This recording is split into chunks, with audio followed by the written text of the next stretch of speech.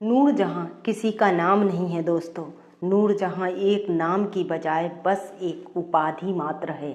वैसे नूरजहां का असली नाम मेहरुन्निसा था। दोस्तों, इस वीडियो में आज मेहरुन्निसा के इतिहास को जानने का प्रयास करते हैं। नमस्ते, मैं हूं जिया। दोस्तों, मेहरुन्निसा का जन्म 1577 ईस्वी में हुआ। एक उस जमाने की साहसी महिला थी। वह एक कुलीन फारसी परिवार में पली बढ़ी। नूरजहां के पिता मिर्जा गियास बेग एक फारसी कुलीन थे। यहाँ पर एक जानकारी आपको दे दूं कि जो मिर्जा गियास बेग थे उन्हीं को एतमादुद्दौला की उपाधि मिली हुई थी। इसलिए जब भी आपको एतमादुद्दौला का नाम आए तो वो भी केवल एक उपाधि थी जो मिर्जा गियास बेग को यानी कि मेहरुन्निसा के फादर को मिली हुई थी। उनकी माँ अस्मत बेगम भारतीय मूल की थी। नूरजहां का परिवार भारत में मुगल दरबार में चला आया। बला की खूबसूरत नूरजहां का असली नाम मेहरुन्निसा था। मुगल बादशाह अकबर के लाडले बेटे शहजादा सलीम यानी कि जहांगीर ने नूरजहां को सबसे पहले एक बगीचे में देखा था और देखते ही अपनी सुध बुध खो बैठा था सलीम। इस घटना का किस्सा कुछ यूं है दोस्तों कि एक बार मुगल शहजादे सलीम हाथ में 2 कबूतर लिए गूसल खाने की ओर जा रहे थे। रास्ते में उन्हें एक मोहतरमा खड़ी हुई दिखाई देती है। वो वहाँ खड़े खड़े बाग के फूलों और हंसों को निहार रही थी। शहजादे ने उनसे एक फरमाइश करते हुए कहा कि आपको जहमत ना हो तो ये कबूतर मेरे हाथ से ले लीजिए, मैं नहा कर लौटूंगा तो वापस ले लूँगा। शहजादे की फरमाइश हुक्म सरीखी थी, सो मोहतरमा ने कबूतर अपने हाथ में रख लिए। सलीम लौटे तो देखा कि मोहतरमा के हाथ में सिर्फ एक कबूतर था। मेहरुन्निसा के हाथ से एक कबूतर उड़ चुका था। शहजादा जब आया तो उसने कबूतर के बारे में पूछा कि वह कैसे उड़ गया। मासूम मेहरुन्निसा ने दूसरे कबूतर को उड़ाते हुए कहा ऐसे।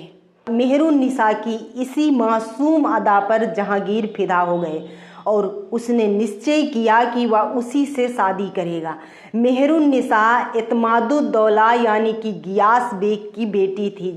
जहांगीर ने मेहरुन्निसा से अपनी शादी के लिए अपने पिता अकबर के पास संदेश भेजा, लेकिन अकबर इस बात के लिए तैयार नहीं हुए।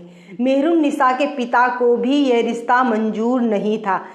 एतमादुद्दौला ने मेहरुन्निसा की शादी अपने भतीजे अली कुला से कर दी। यही अली कुला बिना किसी औजार की सहायता के शेर को मारने के कारण आगे चलकर शेर अफगान के रूप में मशहूर हुआ। शादी के बाद मेहरुन्निसा और अली कुला बंगाल चले गए और वहीं पर बस गए। मुगल सल्तनत में बंगाल की जागीर शेर अफगान अली कुला के पास थी। अकबर की मौत के बाद जहांगीर जब गद्दी पर बैठा तो उसने सबसे पहले मेहरुन्निसा को पाने की कोशिशें तेज कर दी। सबसे पहले उसने मेहरुन्निसा को समझाने की कोशिश की कि वह अपने पति अली कुला को तलाक देकर उससे निकाह कर ले, लेकिन मेहरुन्निसा नहीं मानी।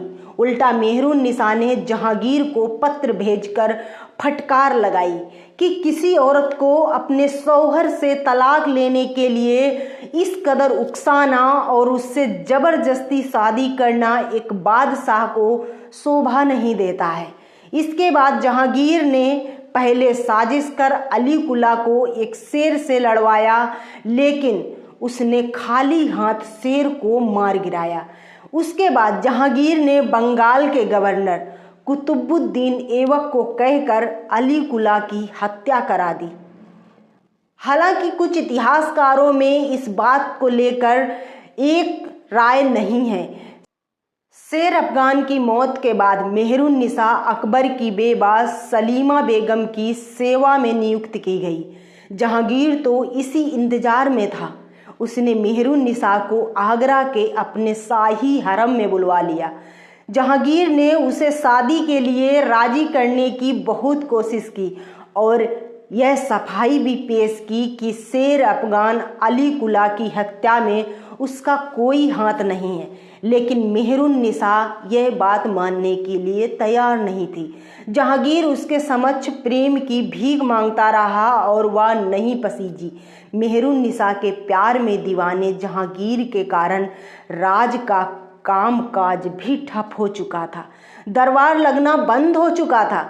आखिरकार प्रमुख दरबारी मेहरुन्निसा के पास पहुंचते हैं और उसे राज्य की भलाई के लिए जहांगीर से शादी करने के लिए मनाने लगे। मेहरुन्निसा मान गई। साल 1611 में जहांगीर के साथ मेहरुन्निसा की शादी हुई। मेहरुन्निसा शादी के बाद जहांगीर की 20वीं रानी बनी। शादी के बाद जहांगीर ने मेहरुन्निसा को नूरजहां के खिताब से नवाजा।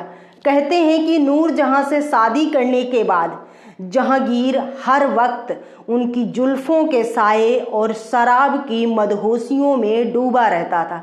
इसका नतीजा यह हुआ कि सत्ता की पूरी बागडोर नूरजहां के हाथों में चली गई।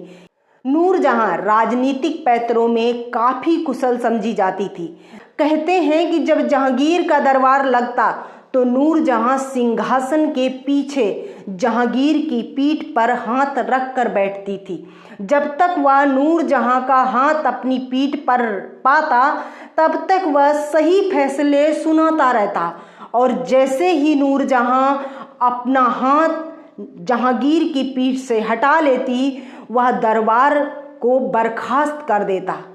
इतिहास में उसे साहसी महिला के रूप में जाना जाता है जो जहांगीर के साथ सत्ता की सारी बागडोर संभालती थी। वीडियो पसंद आए तो वीडियो को लाइक शेयर कमेंट करें, चैनल को सब्सक्राइब जरूर करें। मिलती हूँ अगली वीडियो में, तब तक के लिए धन्यवाद।